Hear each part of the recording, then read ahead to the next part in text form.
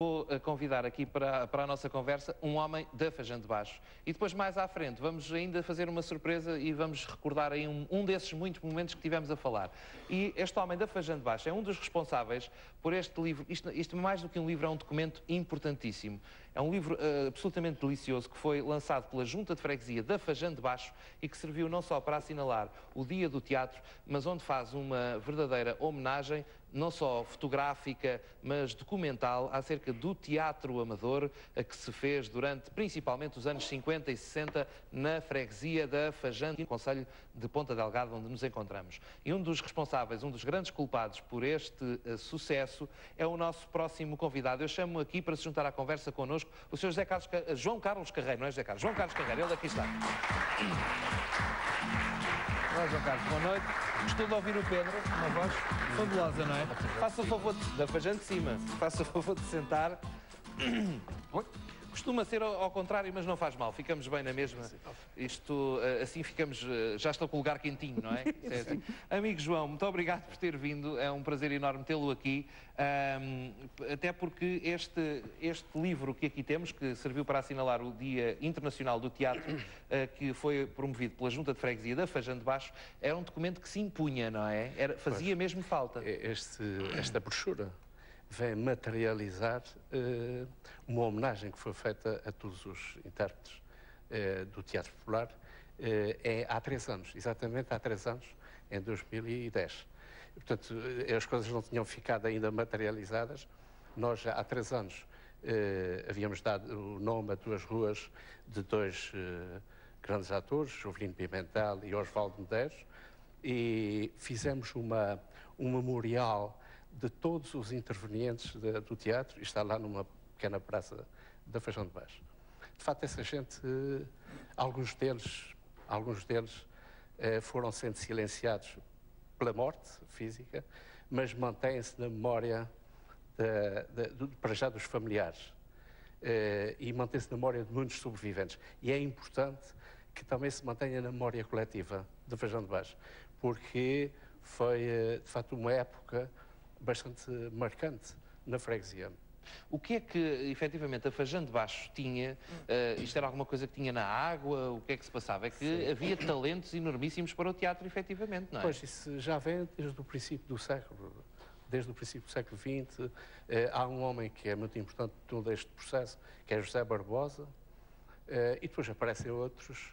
É verdade que não havia concorrência, não havia a televisão, os filmes começavam a aparecer a preto e branco, mas de facto eles conseguiam cativar a população em geral. E os termos que eram utilizados eram efetivamente os termos do teatro amador, e eram absolutamente deliciosos. Tiveram cuidado de colocar também aqui alguns cartazes, não é? Sim, sim, Nós, enquanto estamos a conversar, os nossos espectadores vão vendo algumas das imagens e das fotografias deste livro. Os termos que eram usados essencialmente nos cartazes eram absolutamente deliciosos, não é? Mas não só dos cartazes, por exemplo. Estou-me agora a lembrar, portanto, há uma relação com a censura que eu nunca percebi bem como é que eles faziam. Mas eles eram muito subtis. Eu recordo do Jovelino Pimentel, por exemplo, em palco, começar a dizer: isto não se pode herdar. Herda-se para a Fazenda, herda-se para não sei o quê, herda-se para o governo. E depois aquilo acabava assim, só fazia o gesto, e toda a gente percebia, toda a gente percebia o que é que ele queria dizer. Ele não estava a herdar nada. Não estava a herdar nada. Mas estava a mandar. Depois há outra expressão também, para além desses, há outra expressão, por exemplo, que era muito usual. Olha, amanhã, compadre, amanhã vais semear covinha. Mas porquê? Porque amanhã chega aí um barco de turistas. Normalmente os barcos de turistas vinham para cá, chovia. Quando vinham, chovia. Então, o povo sabia disso, e eles sabiam interpretar aquilo que o povo sentia, e de facto, eles tinham uma relação enorme. Por exemplo, quando começava o espetáculo, normalmente diariamente, e que vinha gente daqui de Ponta Delgada com caminhonetes e não sei o quê, tudo aquilo que eles diziam, tudo aquilo que cantavam, espalhava-se pela freguesia, por todas as ruas, nas lojas, Haviam 3 lojas muito importantes na Feijão, que era do Sushi, do Sr. António Vaz de Medeiros, do Sr. Luís Braz, já desapareceram todas essas lojas. Não se falava de outra coisa. Os próprios miúdos, o Osvaldo Medeiros ganha o sabor do teatro exatamente nesta altura, porque ele fazia teatro de miúdo em palcos improvisados, como eu e outros. Os apresentadores tinham um trabalho dificílimo. Para anunciar a revista, por exemplo, Chuva e Sol, o apresentador teria de dizer: apresentação da desopilante e xistosa revista Chuva e Sol. Este é apenas um dos exemplos, com números de verdadeiro sucesso, graça e bailados. Xiste, gargalhadas, música e alegria. Portanto, isto é absolutamente delicioso de se recordar a esta distância. E principalmente o cuidado que existia. Isto era amador só de nome. Exato. Não é? Porque tudo o que está aqui é profissional. Porque eles trabalhavam durante o dia e depois à noite é que faziam. Eu fiz parte fui ponto numa altura, portanto, para aí quase um ano, porque depois fui para a tropa, e eu ficava baralhado, com a vista trocada, porque havia alguns, por exemplo, o Jovelino Pimentel, não podia, ele fugia do texto e eu andava atrás do texto para lhe dar o ponto. De facto, era... E para os ensaios à noite, nos ensaios à noite, normalmente eram feitos assim às 9 horas da noite, já quando toda a gente se deitava, porque aquela hora quase toda a gente já estava a dormir, ia pela noite dentro e eles... às vezes faziam zaragatas uns com os outros, mas o José Barbosa vinha, resolvia o assunto. Eles eram profissionais, apesar de não... Os preços para assistir rondavam os 6 escudos, os 5 escudos e, a geral, um escudo e meio. Mas era muito dinheiro. Era muito dinheiro, claro. Eu recordo-me de, numa destas lojas, estarem exatamente a dizer que era muito dinheiro. Para ir para não sei onde, isso dá 4 dúzias de chaves, e não sei o que é. Mas depois o homem até da loja, muitas vezes, até dava um fiado e tal, e eles acabavam por ver.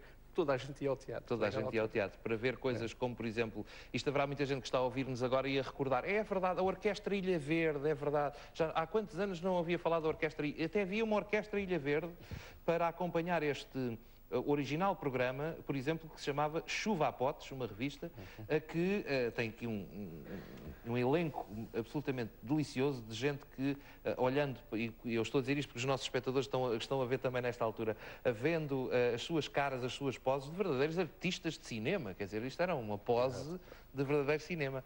Muito bem, dádivas do destino, amor, ódio, traição, vingança, justiça, isto aqui era a doer, isto aqui era... Sabe, sobre o estilo, eu recordo perfeitamente ao domingo, estes intervenientes, alguns,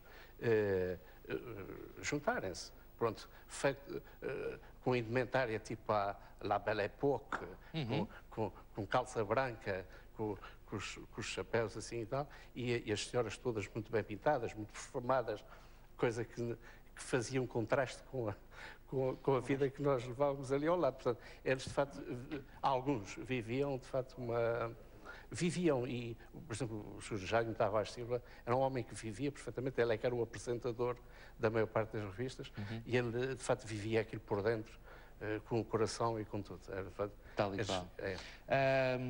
Bom, João Carlos, estávamos a falar precisamente deste sucesso que havia, também porque não havia muita concorrência, havia o cinema talvez projetado ali na parede da Boa Nova e pouco mais. Eu recordo-me, a primeira vez que fui ao cinema, fui ver o Fado, ali num armazém que fica mesmo na curva que entra para a Rua Direta.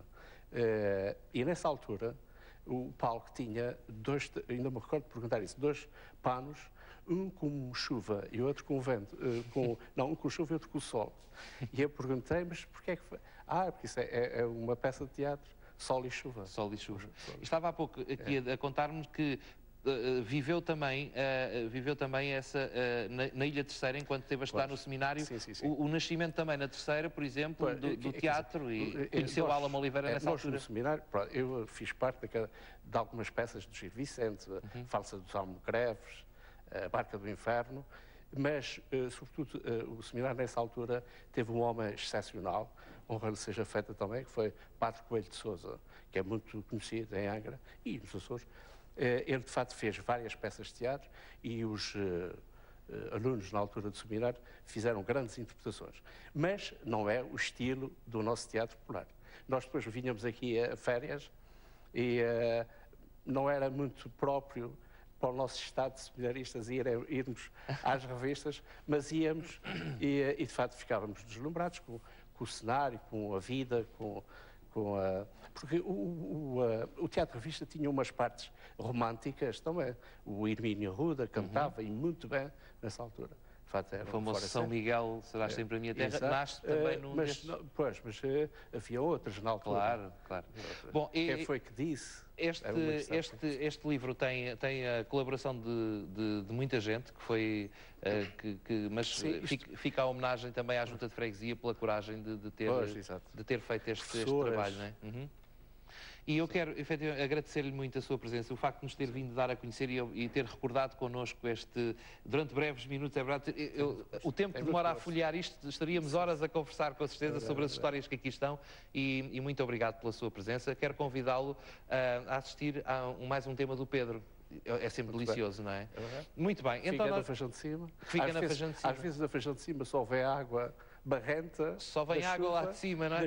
Vejam lá, já está a dar a sua tacada na Feijão de Cima, hein? Agora que já não está aqui o Pedro para se defender. Bom, vamos ouvi-lo com Utopia de Vida, é a próxima canção para nos despedirmos não só do João Carlos Carreiro, como também do Pedro Paquete, agradecendo a ambos a sua presença e eles despedem-se de nós com esta lindíssima canção, Utopia de Vida. Pedro Paquete.